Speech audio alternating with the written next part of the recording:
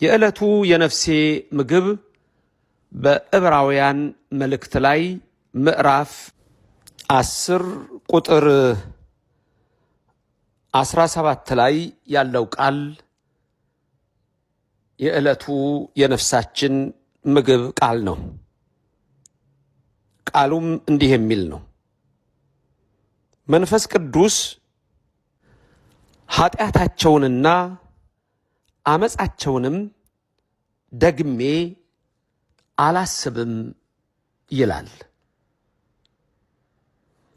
ከቁጥር 15 ጀምሮ እስከ 18 እንዲህ ይነበባል። መንፈስ ቅዱስ በእኔም በእናንተም ላይ ይደር። መንፈስ ቅዱስም ደግሞ ስለዚህ ይመሰክርልናል። ከዚያ ወራት በኋላ ከእነርሱ ጋር የምገባው ኪዳን ይህ ነው ይላል ጌታ።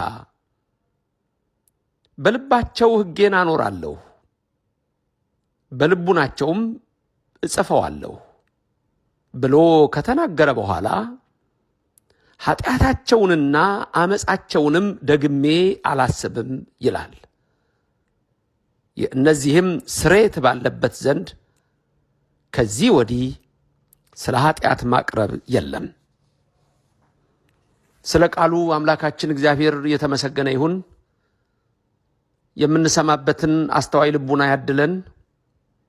የዕለት ከንቱ ሐሳብና ክፉ ግብራችንን ሳይመለከት እንደ መሐሪነቱና እንደ ይቅርባይነቱ እንደ ቸርነቱ ብዛት በዚህ ሰዓት ሊያስተምረን የወደደ የነፍስ ምግባችንን ሊመግበን የፈቀደ መናን ከሰማይ የሚያወርድ ውሃን ካለት የሚያፈልቅ የሰራዊት ጌታ እግዚአብሔር እርሱ አሁንም በረድኤቱ አይለየን። ከማታ እስከ ጠዋት እንደጠበቀን ከጠዋትም እስከ ማታ ይጠብቀን ዘንድ የእሱ ፍቃድ ይሁንልን። የማለዳውን የፀሐይ ብርሃን ወጋገኑና ንጋቱን ያሳየን። ኃጢአት በደላችንን ወስዶ በእሱ ብርሃን እንዲያጥለቀልቀን የአምላካችን የእግዚአብሔር ቅዱስ ፍቃዱ